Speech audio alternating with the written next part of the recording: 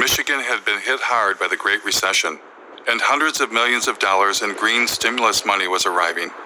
Now, to do their part for the new green economy, General Motors introduced a new line of electric vehicles.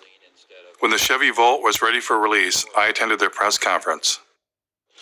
So these electric vehicles are ready for public consumption, and we're ready with the infrastructure, with the rates, with the communications. I am extremely grateful to be here today, and in fact, this is a chance for me to say thank you more formally. The Chevy Volt is upstairs. We'll be able to take a look at it. We've got about 1,000 photos. Yeah. Is it plugged?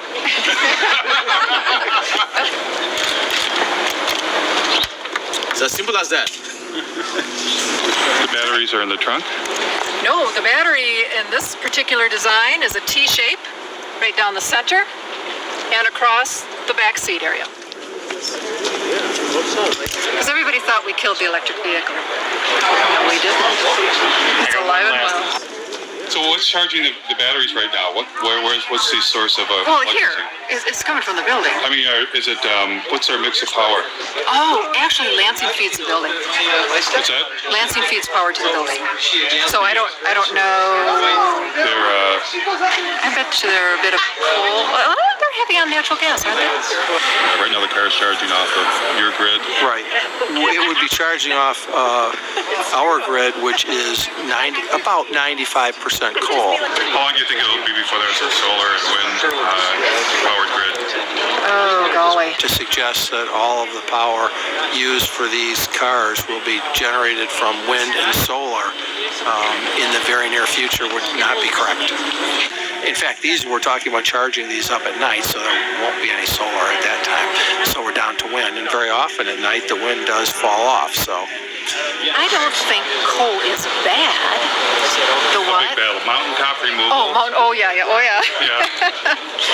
It's got lovely BTUs. It's got lovely Very energy dense, isn't it? value. Yeah. How do you burn it more cleanly? I mean, do you see natural gas getting bashed? we will be delivering power based on natural gas very shortly. And even with that mix, we intend to use biofuels if we can. Oh, the environmental groups are extremely supportive. We did install the state's largest solar array at my company, the Board of Water and Light. It's just down the street from here, a few miles, if you want to take a look at it. What outfit are you with? New World Media, we're doing a segment on the renewable energy. Oh, excuse me, I gotta go for a second, but thanks.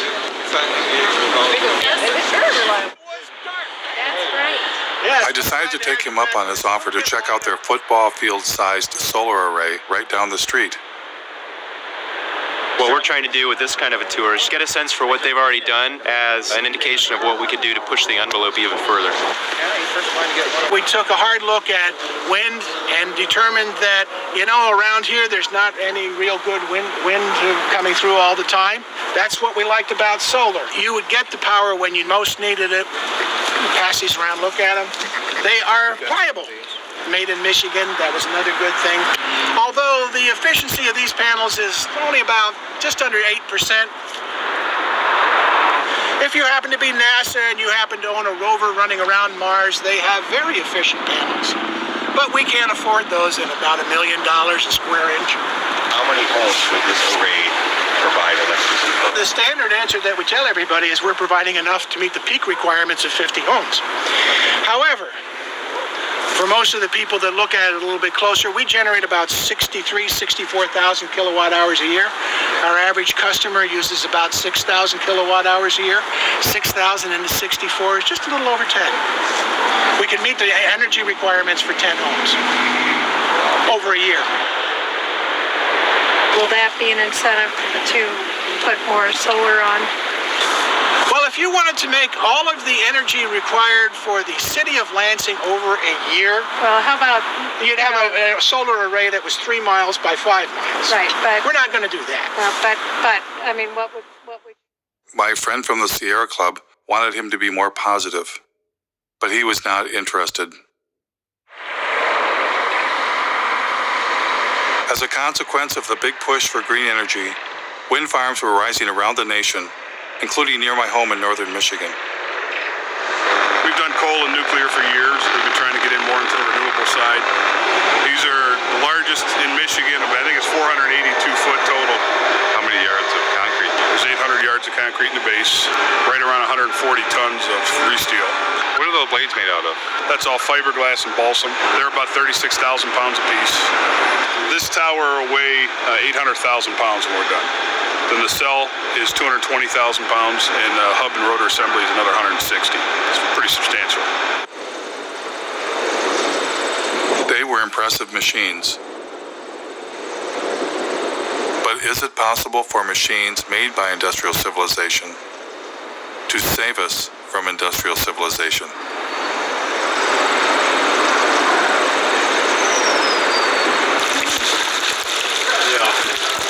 In environmental leader Bill McKibben's home state of Vermont, the Green Mountain State, a site was being cleared for the installation of wind turbines. A group of citizens was concerned about how the construction might affect the mountains they love. I joined them for a tour. It's going to be 21 turbines. 21. Yeah. On this In this project. Yeah. The estimate was maybe there would be 3 full-time jobs. If the goal is to try to make Vermont a leader in climate change, I appreciate looking to the sky in the hopes that we can do that. But more importantly, I'm personally looking at the ground thinking this is not the kind of legacy I'd want to leave to my kids. When I was a kid, we'd go hiking in these woods. We would be able to drink from the waters down the hill here, and now you have to question that. And how long are these towers supposed to last? 20-something years. I know, it's just, Oh, wait a minute. You're it's a kidding me. nanosecond. 20 years? Oh, it's a nanosecond in the time of energy. Does anybody consider that this is mountaintop removal for wind instead of coal? Yeah, and we've even had people say if you can do mountaintop removal in Kentucky and West Virginia for coal, then it's about time that the rest of the country shared in the mountaintop removal too. Hello. I think they're going to tell us to move back.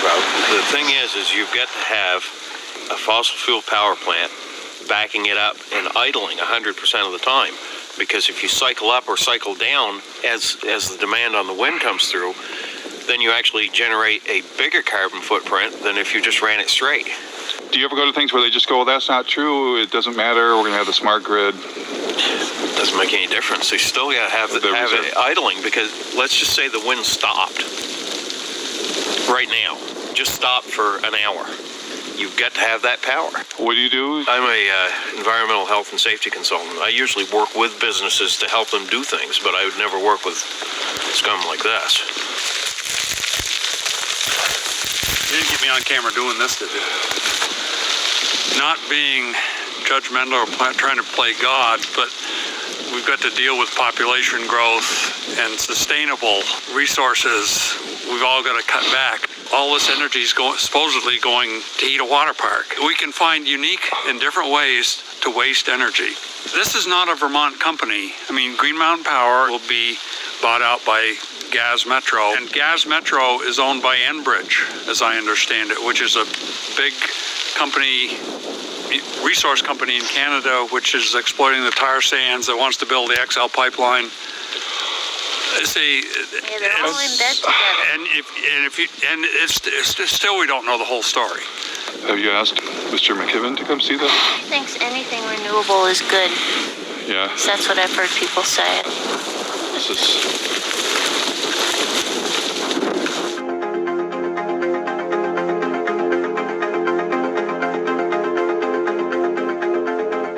I'm in a strange position. I'm against our addiction to fossil fuels and have long been a fan of green energy. But everywhere I encountered green energy, it wasn't what it seemed.